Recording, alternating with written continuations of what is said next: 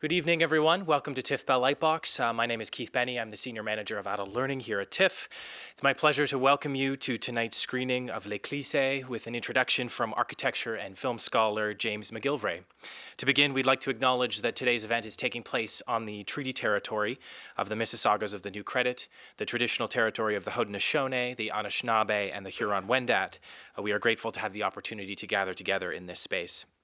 On behalf of TIFF, I'd also like to thank our lead sponsor, Bell, our major sponsors, RBC, L'Oréal Paris, and our major public supporters, the Ontario Media Development Corporation and the Canada Council for the Arts. This series is co-produced with Luce Cinecittà. We'd like to extend a big thank you to Camilla Cormani and Paolo Ruggiero for their collaboration on this series.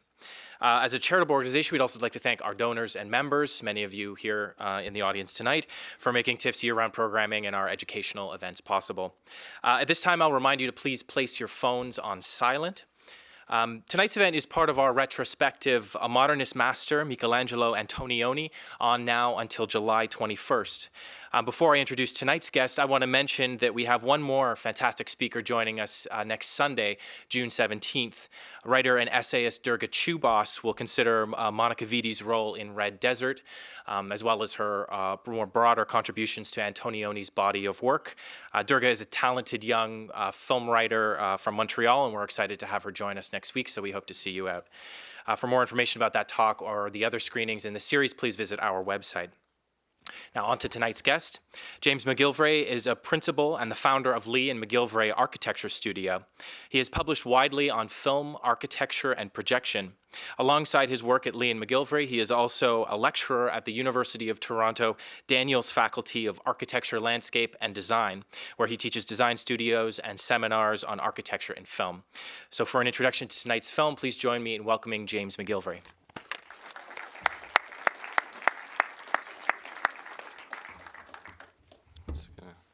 My water here.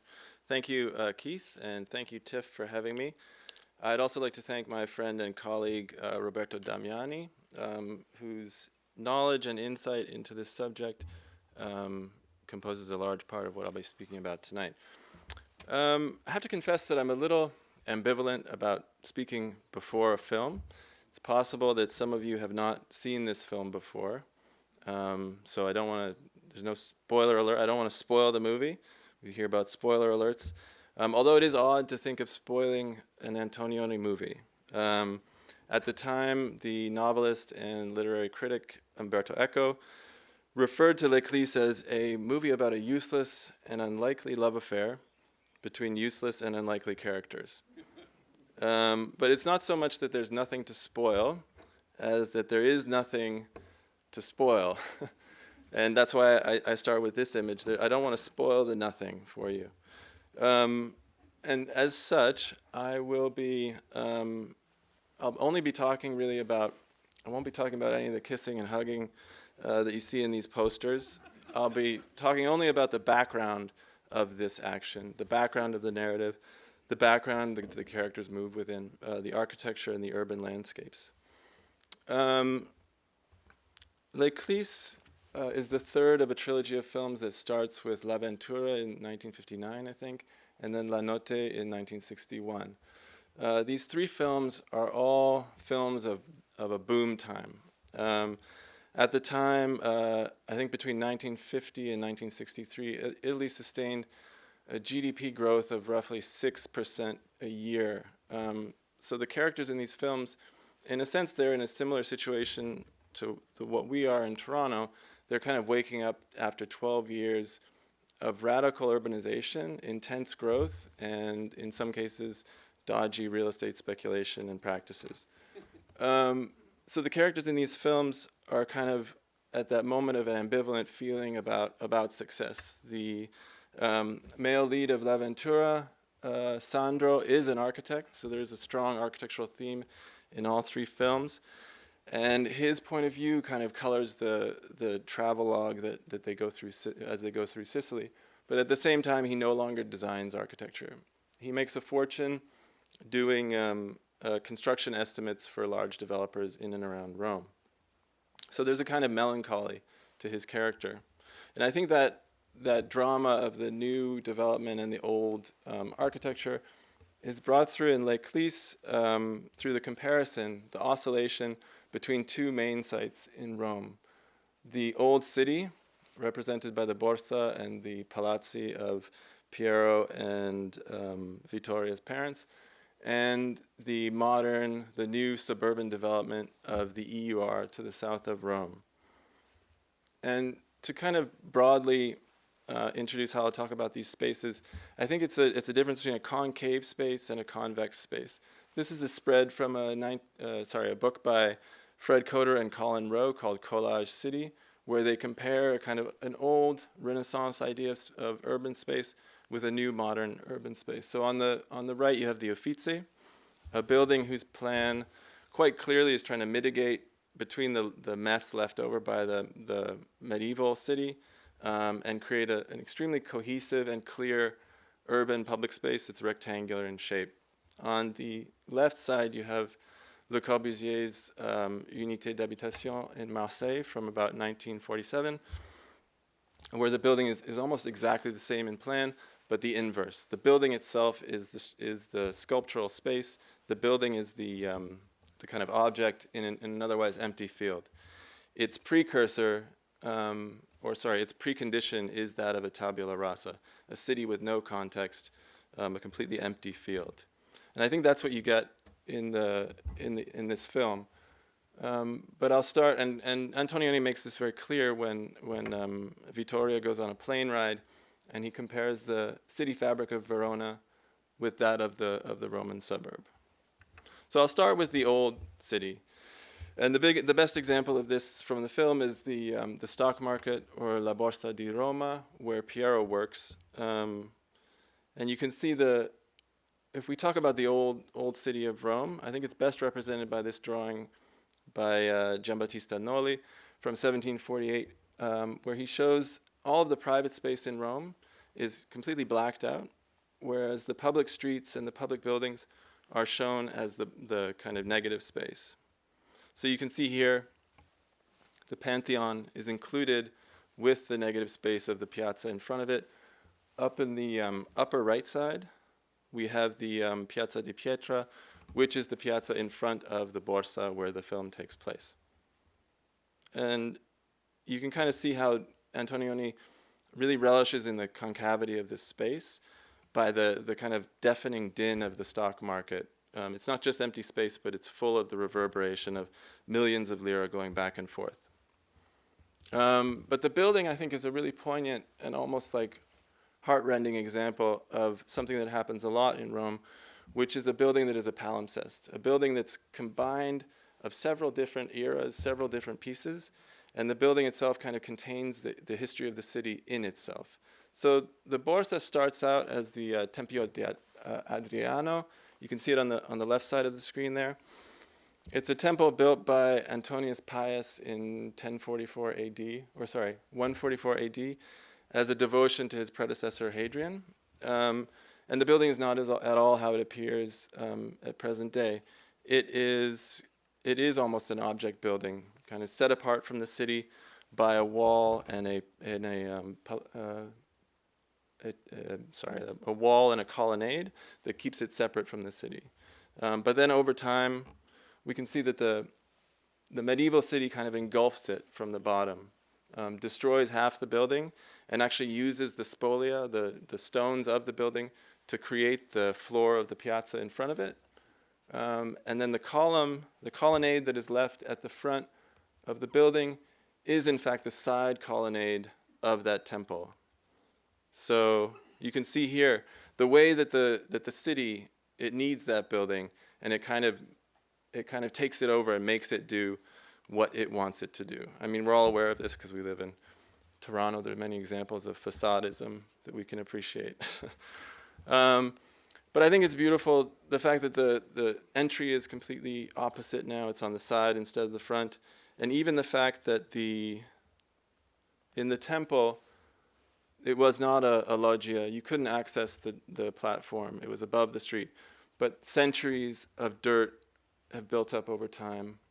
And now the colonnade is now a loggia that you can move freely into. So that's building as palimpsest. But what about the buildings that aren't public spaces, the so-called palazzi that make up most of the street walls in Rome? I think it's very interesting because these also involve a kind of a representation of the society. We have the piano rustica at the bottom, related to commerce, kind of rough. It's much rougher because it's next to the street. The piano nobile on the second floor with the large window, the highest ceiling height, and then the society gets lower and lower as you go up. Definitely Piero's parents' apartment in this film is part of the piano nobile. It's the floor that belonged to the noble people, the rich. And the walls of these buildings themselves, they were load-bearing walls. In other words, the building depended on these walls to stand up. So you couldn't actually make very large openings in them. This is the reason that a lot of these windows have a kind of almost like a human scale to them. The portrait shape of the window relates to a human figure. And almost you can expect to see an old lady staring back at you from them. And then in opposition to that, the character Vittoria, she lives in a suburb of Rome, and her trips back and forth to the city reinforce this kind of comparison. So she lives in the EUR. The EUR stands for Esposizione Universale Roma, which was it was meant to be an exposition, a world exposition in 1942, made under Mussolini, but due to the fact of the war, this was canceled. But the EUR really does proceed along vaguely modernist, but with some tinges of radial planning. These are buildings that exist within a field. They don't hold together. There's no street wall. Things are set back from the street. It's almost like a tower in the park situation, similar to l'Unité, but much more dissipated. And the EUR itself is a kind of modern-day palimpsest as well. The one that Vittoria lives in is actually a much more built-up EUR. When Rome was hosting the Olympics in 1960, like many cities do today, they used it to embark on radical and far-reaching plans of infrastructure. So on purpose, they put the two sites for the Olympics at diametrically opposite poles of the city in order to necessitate a series of expressways that would run north to south. Now, what that does, I'm sure you're aware, is that once you have expressways that gain access to those places, you can then have developers that move in, buy up the kind of cheap land, and exploit things to their own immeasurable profit. So you have situations like this one. This is not from L'Eclisse, this is from L'Avventura, where you can see St. Peter's is in the background. There's a Renaissance villa in the foreground. Everything is being demolished, completely turned into a tabula rasa, in order to make way for cheap, often poorly constructed buildings that come in, and nobody was really watching the heritage that was being destroyed in this case. So a lot of old Roman parts of the city were destroyed.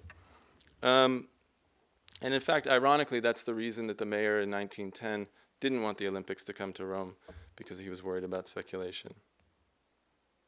And I think this is kind of like a very big topic at the time in Italian culture. You not only have films like Mani sulla città, The Hands Over the City by Francesco Rosi, but you also have a strong conversation from architecture. This is the frontispiece for an article by Aldo Rossi about the periphery of cities.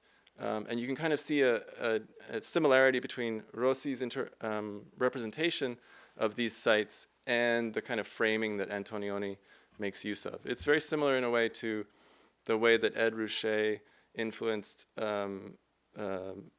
Denise Scott Brown and Robert Venturi when they wrote Learning from Las Vegas, as an American example. So the building as a sculpture in the field. This is represented in the film very strongly, kind of in the first 20 minutes, by the figure of the water tower, nicknamed Il Fungo, the mushroom. In the case of the film, kind of like a foreshadowing towards the ending. But an interesting example, especially, and I think explicitly, about composition in this case. So Antonioni shows Vittoria kind of playing with objects, composing them. I think he's intuiting almost like a problem of object in field architecture that many architects will be intimate with. How many, show of hands, how many architects? Okay, a good few. Anybody who's an architect will know that freedom entails some kind of existential crisis for architectural design. If you can put an object anywhere in a field, then you really have to muster up enough will to tell people that that object actually belongs in that place. Much easier to make an infill building and to serve a public space. And the water tower as well is a poignant example of an object building because it serves the field that surrounds it. Not only does the field accentuate its beauty, but it was actually meant to hold all the water that would irrigate all the landscape that now needs to exist between buildings. So obviously the landscape in Le Corbusier's version is a beautiful composed landscape, but what we find in Antonioni's films is that it really does have a kind of a disordered quality to it. There is a kind of modern picturesque state of these things. The grass is not growing. There's garbage everywhere. But also it creates a new kind of being in the city. You might go from, there's like an aleatory movement as you go through the city. You might start off your walk from your house to your friend's house in the parking lot of an ice cream shop, walk through some scrubby grass, go through who knows who owns this property.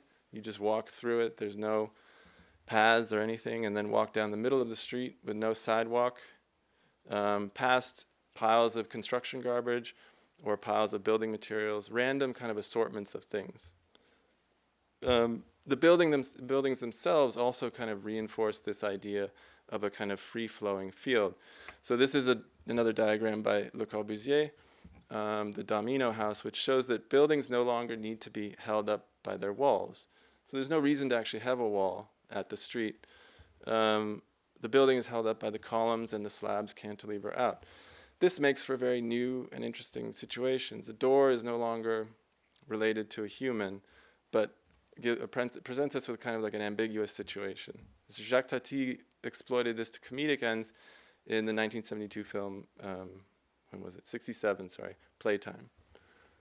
At the same time, you can see on the far left of this slide, the building no longer needs to meet the ground where its edge is. It can cantilever out, not making any kind of a pergola or anything, but just kind of like bleeding space.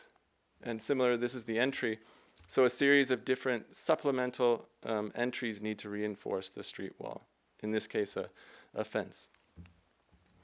And I think that this aspect of the EUR that I think for Antonioni, it presents a kind of an optimistic situation. If this is kind of like something that's ambiguous and hard to understand, it doesn't present a cohesive geometry for public space. We've seen in his past films how sometimes, if this is a completely cohesive civic space, that's fine, but it's clear. It's a very clear space, but it's clearly representing a bad civics. This is a rotten civics. So if your civic space is kind of clear and pure, it falls on your civics to actually be good. Similarly here, of course the facade is clear and pure, but I'd rather not have that old lady looking at me. And I think this is kind of like what I take to be, in some cases, I think this is what Vittoria feels about the EUR. The kind of, that aspect of freedom. When we do see elements of Italian society in the EUR, they're always kind of separated from each other. There'll be like one priest, not the whole Vatican. There'll be like one nurse with a baby, not an entire nursery, or just randomly a guy in a chuck wagon. So there's a freedom to kind of go through and choose your own path and recompose things as you see fit. And in that sense, I think it's no wonder that two of Antonioni's favorite painters are Giorgio Morandi on the left and Jackson Pollock on the right. Morandi, the painter's painter, who spent 45 years of his life arranging the same handful of objects on the field of his table and painting them. And of course, Jackson Pollock, the self-proclaimed master of indeterminate matter, of liquid, of paint, but also who painted all of his canvases on the floor, in the dirt of the studio, sometimes taking up things like garbage that had been left there or cigarette butts. And with that, I will end my talk. So please forget everything I said and enjoy this incredible film.